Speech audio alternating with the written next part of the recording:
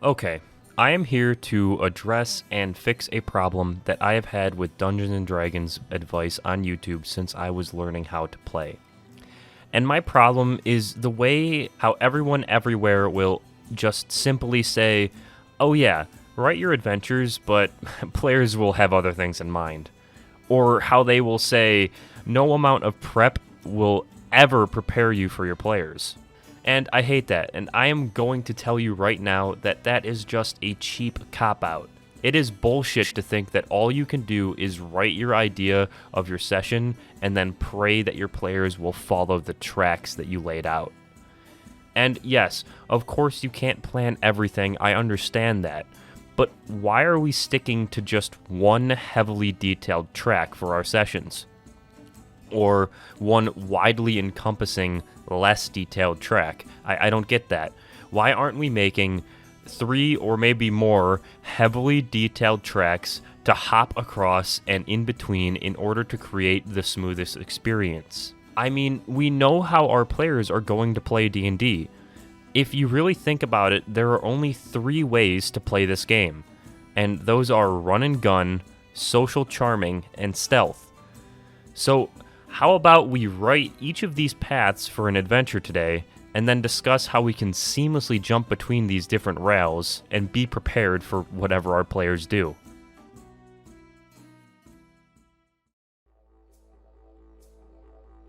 For our adventure today, our party is going to be investigating an old library that has been said to be the base of operations for a drug manufacturing plant ran by goblins. This library is in the center of an abandoned, destroyed city plagued with the evil magic that destroyed it long ago. The goal of this mission is to eliminate the leader of this operation, a hobgoblin named Ix, with the optional goal of freeing all of the slaves that are in the library. And when writing adventures such as these, the first and most crucial step is to map out the location without any sort of player interaction in mind. We want to take an objective look at what is going on before thinking about all of the different things that players can do. Therefore, we're leaving that up to the players instead of up to us, keeping it generally open. And to start, we're going to be creating all of the defenses of this place. And before they even arrive at the library, the players will run into trouble as the goblins have enacted defenses far before the library itself. Here, just a few minute walk before reaching the library, we have a massive crater that cuts off the road completely. The crater itself is filled to the brim with a still pitch black water. Within that water is a giant octopus, a pet of the goblins, waiting patiently for its next prey. The octopus is practically invisible to the naked eye, but on a pass of a DC 18 investigation check, or some equivalent, when investigating the crater, players will notice a carcass of a horse ripped open from its stomach, lying just beneath the surface. If players attempt to jump this crater, they must succeed a DC 20 acrobatics or athletics check. If failed, they land directly in the middle of the 30-foot radius crater, and the octopus attacks them. If the players swim across the crater, they get about halfway and then the octopus attacks. The players may also attempt to pass through the rubble on the left side of the crater. This is a DC 18 athletics or acrobatics check. If failed, they must pass a DC 12 save to balance. If they fail, they fall into the water and the octopus attacks. If they pass the dex save, they may try to cross again, but if they fail again, they fall into the water and the octopus attacks. The players may also attempt to go through the open house on their right. Right at the entryway of this house that's on their right, there is a DC 12 tripwire that activates a crossbow rigged behind a curtain directly in front of the doorway. Beyond that, they enter a home with rotten floors and walls stripped to the supporting beams. Ahead of them is an open door leading down to the cellar, and through the walls they see another room to their right. To successfully navigate the rotten floors, players must make a DC 10 investigation check to find where it is safe to step. If the floors aren't investigated, they fall through them 10 feet into the basement, where they are surrounded by half-rotted hanging meat, dripping into buckets with arrows soaking in them, and a stairway leading back upstairs. If the players make it through this first room, they enter a much better kept area, which seems to be the kitchen of the house. In the room, there is a table with a goblin hand crossbow and a few bolts, then stairs leading to the roof. Upon entering the stairs, any player with a passive perception of 14 or higher hears sound of music coming from the roof. Also, upon entering the stairs, if the players don't investigate for traps, they step into the stairs as the stairs sink down and nails rise up through holes in the boards. It's a DC 10 to find these pressure plates. Entering the roof of the building, the music becomes more apparent to everyone, and they see a lone goblin watchman distracted from his duties, playing an old banjo in the corner of the roof. Past him, there is a series of rope bridges that lead from roof to roof all the way to the old library. Beyond this encounter is a straight shot to the library. Players don't have to worry about anything else. If the players didn't go through the house and instead fought the octopus, the goblin would have ran across the bridges to the library, where he would have alerted the other goblins to the potential threat. If the players got through scot-free, the goblin wouldn't have noticed them because he's distracted from his tasks playing a banjo, and the players would have gotten to the library without a hitch.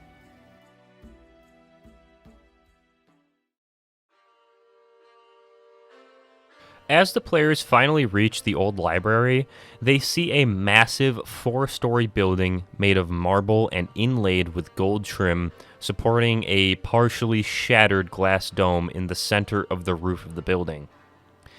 The only entrances to this building are the front door, guarded by 2 goblins, a window on the first floor at the side of the building with no guards on the outside, a makeshift loading bay at the back of the building, which is lightly guarded, 2 open balconies on the 4th floor with no guards in sight, and an open door on the back side of the building opening up to a crater that the goblins seem to be using as a bathroom. Inside of the building is a 4-floored library turned into a manufacturing plant and a goblin headquarters. At the front entrance of the building, you are immediately met with 2 massive swinging ramrods that are meant to be triggered as a trap for anyone stupid enough to rush into the front door. To the left and the right of these hammers are stairways to the 2nd floor, and around the hammers opens up to a main floor of the library. The 1st floor of the library is where the drugs are packaged. On this floor is a large assembly line of children chained to rails working on pouring purple liquid into vials and packaging them up into crates. The only goblins on this floor are a foreman barking orders to the children, a goblin carrying crates to the loading bay, and a 3rd goblin burning all of the books in the library to provide warmth. There are 2 doors in this room, one behind the book burning goblin that leads downstairs to the kitchen, and one that leads to the loading bay. The back entrance or loading bay has a slew of creatures in it. A goblin loading crates from the other room onto a cart, along with 2 other goblins mocking 2 Kenku who seem to be the distribution of this drug. The downstairs kitchen is a familiar sight of hanging meat, dripping into buckets of arrows, with 1 goblin standing in the corner chopping meat into a pot for dinner. The 2nd floor of the library is a distilling area of the drug. On this floor is 2 large vats, each with a child wearing a mask stirring the liquid drug, along with a goblin carrying ingredients from upstairs wearing a mask, and a goblin guarding a table of masks wearing a mask. At the end of the room is a staircase leading to the next floor, which is the preparation area.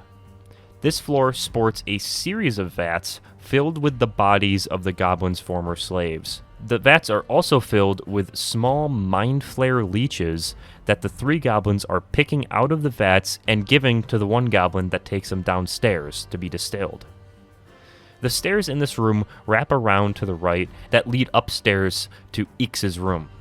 In this room, filled with fine cloths and burning incense, is a hobgoblin lying on a bed surrounded by empty vials and spilled purple liquid all over his body. He is unconscious.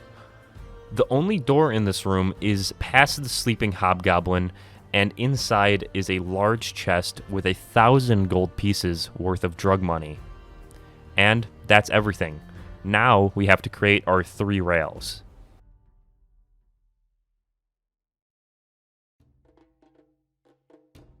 Run and gun is probably the last option for most parties, and it is going to be the most outright difficult in terms of combat and risk of death. To start off, if the players rush the front entrance, the goblins are going to immediately retreat inside and alert the rest of the goblins. They will not lock the doors and instead wait at the swinging rod trap and hit the party as they enter, dealing 2d10 damage and knocking the party prone on a failed DC 12 dex save. On a pass save, they take half damage and are not knocked prone.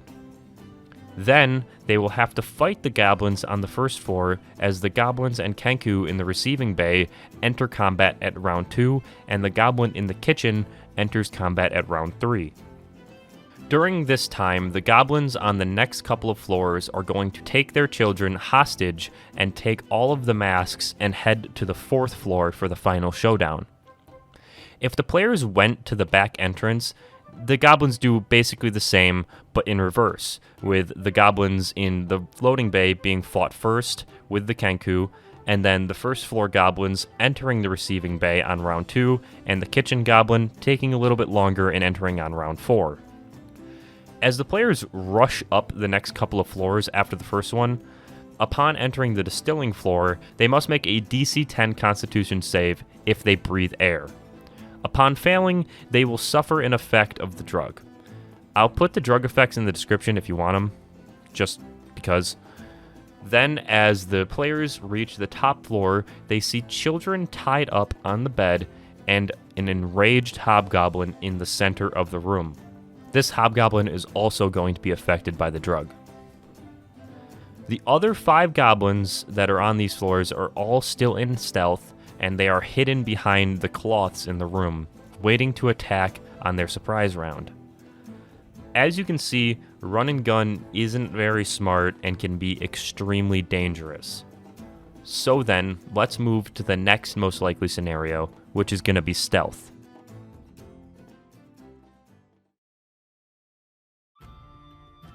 This is going to be a lot of players' first choice when it comes to achieving goals in D&D. And with stealth comes patience and problem solving.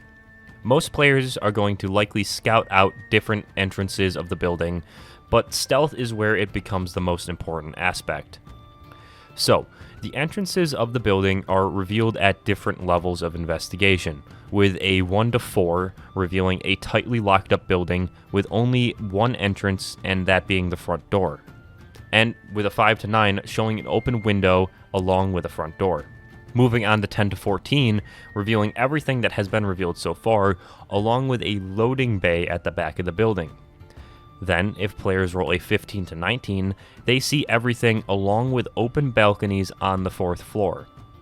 And finally, if you have a lucky player with a 20 plus, players will notice that bathroom entrance. In stealth, for whatever entrance the players enter through, just give them a basic description of the room as they enter it, as if no one has noticed them, because they haven't yet.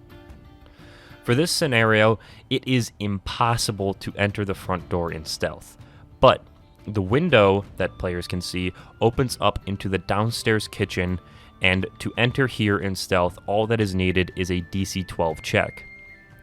To get through the back loading bay in stealth, the party would need to beat around a DC 14, and to get through the balconies in stealth, due to Ix's unconscious state, all that is needed is a DC 10 and a pretty good way to climb a 40-foot flat surface. Finally, the bathroom is a free way into the first floor. After this point, it will be up to your players to figure out how to distract the goblin guards at each floor to get past them. You're going to have to determine the DC of these stealth checks based on their distractions, but that'll be pretty easy. If at any point your players fail their stealth, no improvisation is needed. Simply, from that moment forward, hop onto the run and gun track. Be sure to plan if your players break stealth later into their missions as well.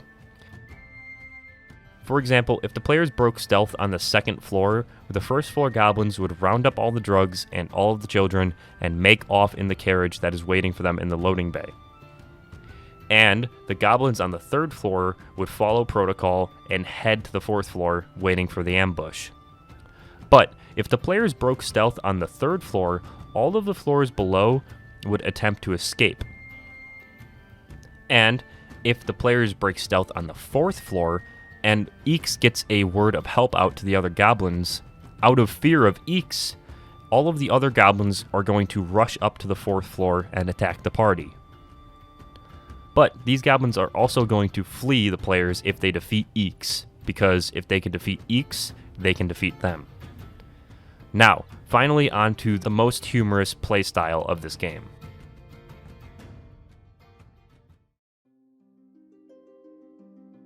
This is where players get the most creative and the most hilarious. Trust me, you should always prepare this because players love to try and talk their way through any situation. And having your enemies shoot on sight is just not going to be a lot of fun. Let your players try to talk through whatever situation they want. That type of creativity is the whole point of the game. The only issue in building this rail as compared to the other ones is that it is almost impossible to figure out exactly what lies your players are going to prepare, but you can still make a rail for this sort of playstyle. It's just going to be a little looser. And it is going to mirror the stealth rail almost identically in descriptions and failsafes to run and gun. But the only difference is that the DCs in this rail are not going to be stealth-based, but social-based, and your players are going to have to role-play it up if they want to get through this. And you are going to have individual characters planned for each NPC in the mission, just in case the players strike up conversation. And if you want to know how to do this, I have already made a video about crafting amazing NPCs, so you can just go check that out after this video.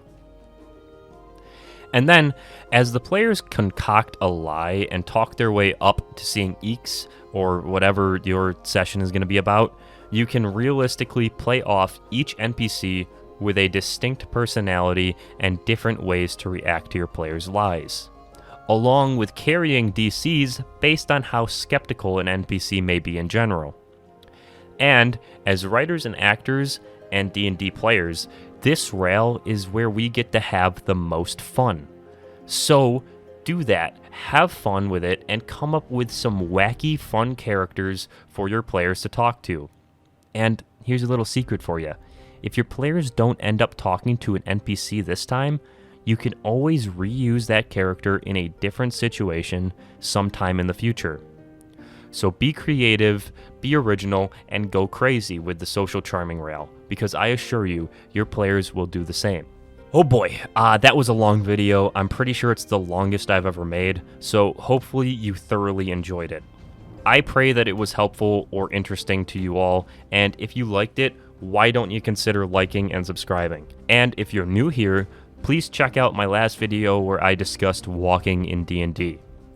Also, if you have any comments about this video or D&D or my channel in general, please feel free to leave them below. And as always, have fun playing Dungeons & Dragons.